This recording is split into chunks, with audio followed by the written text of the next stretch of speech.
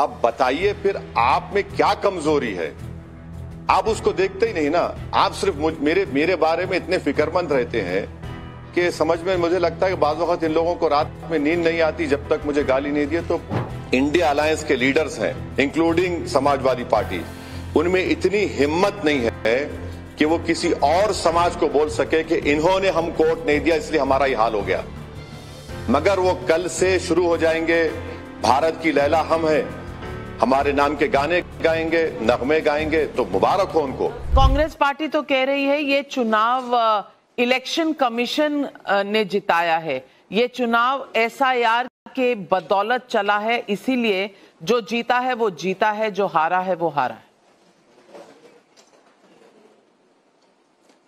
मैं आपको बताना चाहूंगा कि SIR के केस में हमारे स्टेट प्रेसिडेंट अख्तरुल ईमान साहब भी पार्टी थे, निजाम पाशा एडवोकेट थे, और हम वाहिद पॉलिटिकल पार्टी थे, the only political party from Bihar जिसने 900 लोगों के नाम उस कम पीरियड में बताए सुप्रीम कोर्ट को कि वो जिंदा हैं, शिफ्टेड नहीं है और डबल एंट्री नहीं है।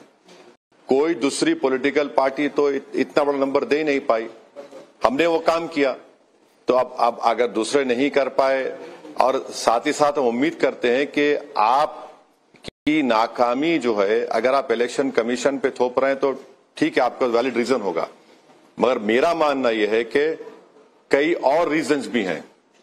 अब जैसा आप मुझसे पूछेंगे आप 5 ही क्यों जीते, आपको जीतना चाहिए था 8-9, बिल्कुल मैं बताऊंगा कि हाँ ये हमारी कमजोरी रही है, हम लोग शायद वहां पर नहीं पहुंच पाए, आवाम को, जनता को कॉन्फिडेंट नहीं दिला पाए, तो ये तो हम बोलेंगे और आप इस पे वर्क करना पड़ेगा। आप वो अगर वो अभी से ही एक एलाबाई क्रिएट कर रहे हैं तो देखिए 2014 के बाद फिर 19 के बाद हमने EVM को कहा, अब क्या बोल सकते हैं इसके बारे में? हम ये स्पेस छोड़ क्यों रहे हैं बीजेपी के लिए, NDA के लिए? तो इसके लिए हमको सबको मिलकर सोचना पड़ेगा। आपने कहा आपने 900 ऐसे नाम दिए जो मौजूद थे लोग, तो फिर इनके नाम वोटर लिस्ट में आए, इलेक्शन कमीशन ने डाले या नहीं डाले?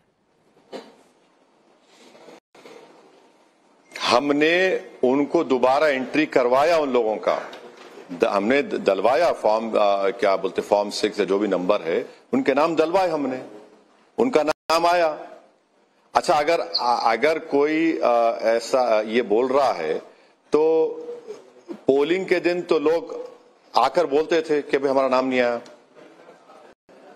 तो वो तो नाम नहीं आया। वहीं पर जो बीजेपी झूठा इल्जाम लगाई घुसपैठी का, वो भी नाम नहीं दे पाए, 100 नाम नहीं दे पाए कि इतने घुसपैठी हैं सीमांचल में।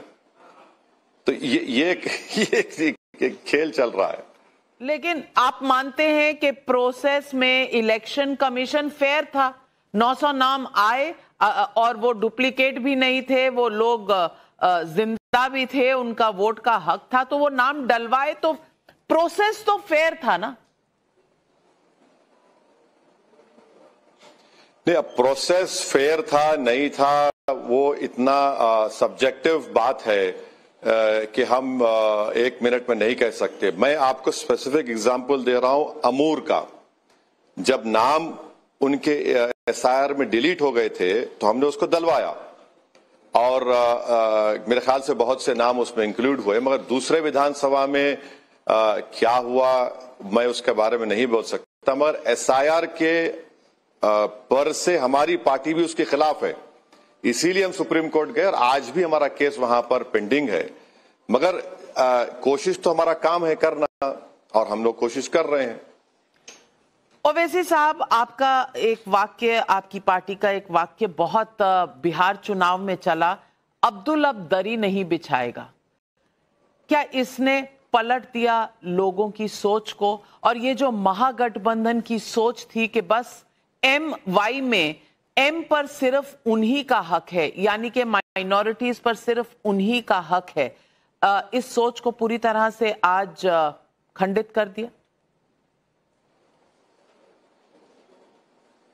नहीं, पूरी तरह से नहीं किया है, मगर आज का नतीजा हमारी इस बात को और स्ट्रांगली सोचने पर अल्पसंख्यक समाज को जरूर मजबूर किया है। और खास तौर से ये जो MY की बात करते हैं, ये अखिलेश भी करते हैं और तेजस्वी भी करते हैं, और वो ये समझते हैं कि M वोट डालेगा और Y राज करेगा। हम ये कह रहे हैं कि अगर मुसलमानों को वोटर बनना है तो फिर आप अपनी कमजोरी और अपनी शिकायत, नाइंसाफी फिर आपके कैसे हल होगी? अगर आप सिटीजन विद राइट्स बनेंगे तो आपको वोट लेने वाला बनना पड़ेगा, आपको अपनी लीडरशिप बनाना पड़ेगा। और दूसरी बात यह है कि क्या सिर्फ मुस्लिम समाज की जिम्मेदारी है कि बीजेपी को रोके? और तीसरी बात यह है कि मैडम आप देख लेना, जितने इंडिया अलायंस के लीडर्स हैं इंक्लूडिंग समाजवादी पार्टी, उनमें इतनी हिम्मत नहीं है कि वो किसी और समाज को बोल सके कि इन्होंने हमको वोट नहीं दिया इसलिए हमारा ये हाल हो गया।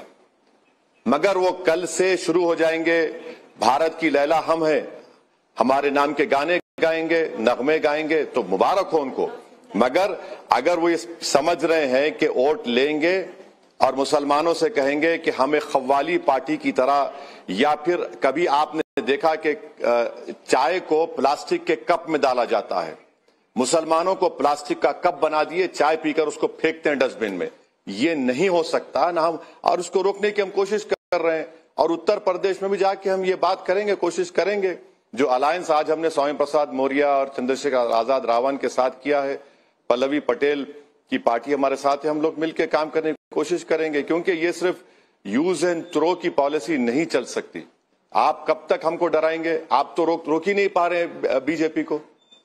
यहां फिर भी जीत गई बीजेपी, इतने एनडीए जीत गया, इसका जिम्मेदार कौन है? आप बताइए कौन है, राहुल गांधी या तेजस्वी यादव? इसका नहीं, इसका जिम्मेदार वो लोग हैं जो रोकना चाहते थे। हम भी रोकना चाहते थे, हम तो साथ आना चाहते थे, अब उनको बोलना चाहिए। मगर अगर आप ये बोलेंगे कि नहीं हैदराबाद से बाहर ही आया था और उसने किया, तो ठीक है, मुझे कोई इतराज नहीं है, बोलिए आप, मुझे भी मजा आएगा सुनने में, ये मैं भी खूब मजे लूंगा। मगर अगर आप इस बात को नोटिस करेंगे कि आपकी कमजोरी कहां से थी, क्या आपने SIR का मुद्दा बना? SIR का मुद्दा था ही नहीं। मुद्दा क्या था? मिस गवर्नेंस था मुद्दा। 20 साल से नीतीश कुमार की सरकार थी, सीमांचल का अंडर डेवलपमेंट था, उसको आपने कितना उठाने की कोशिश की? तो ये अब मैं बैठकर तो बोलना गलत है। जॉन F कैनेडी में अच्छा कहा था कि उसका एक कोट है कि victory has 1000 reasons and defeat has none. तो अब मैं क्या बोल सकता हूं? वो एक्चुअली था, victory has many fathers, defeat has none. लेकिन सवाल ये भी उठता है कि आपने अगर एक मिनट, अगर भाई इन लाइटर में विक्ट्री हैज मेनी फादर्स बोल दूंगा तो फिर कोई हिंदी में तर्जुमा करके बोलेगा ओवैसी हम सबको ऐसा बोल रहा है, इतने बाप। तो वो मैं बड़ी उसको थोड़ा जॉन F कैनेडी को रेस्पेक्ट देते हुए थोड़ा कोर्ट को ही थोड़ा सा चेंज कर दिया। हाँ, जॉन F कैनेडी को कोट कर दिया पर कोर्ट को बदल दिया। चलिए, आपकी मर्जी, इतनी फ्रीडम आपको है, देश सबको फ्रीडम देता है। लेकिन ओवैसी साहब, मैं आपसे पूछना चाहती हूं, ओवैसी साहब, आपने उत्तर प्रदेश का नाम लिया। 2027 में उत्तर प्रदेश में चुनाव है। अखिलेश यादव को आपने मैसेज दिया है क्या आगाह किया है? नहीं, ये खुद वर्डिक्ट खुद उनके लिए एक वेकअप कॉल नहीं है, ये अंडरस्टेटमेंट होगा वेकअप कॉल बोलना। ये तो उनको बता रहा है कि आप अगर किसी को बंधुआ मजदूर समझते हैं अल्पसंख्यक समाज को, तो फिर आप ये आज का नतीजा देख लिए। और आपने बड़ी कोशिश की यहां पर आकर, हमको गालियां दी, हमको बहुत कुछ कहा, मगर सीमांचल की जनता ने आपको जवाब दे दिया। अब ये अलग बात है कि वो समझ पाएंगे या नहीं समझ पाएंगे, या फिर अपनी ख्वाबों की दुनिया में मस्त रहेंगे। तो फिर हम तो लड़ेंगे चुनाव अच्छी तरह से वहां पर। ओवैसी साहब, लेकिन उत्तर प्रदेश से पहले चुनाव बंगाल में भी है। बंगाल में आपके क्या मंसूबे हैं, ममता दीदी के साथ या उनके खिलाफ? क्योंकि फिर ममता दीदी को भी तो ये तय करना पड़ेगा, वहां भी तो माइनॉरिटी वोट्स का बोलबाला है। अभी बंगाल के बारे में कोई फैसला अभी ख़तई तौर पर हम आपको नहीं बता सकते। थोड़ा पार्टी में सोच समझ कर डिस्कशन के बाद आपको बताऊंगा। ममता बनर्जी से कोई आपने संपर्क साधा है?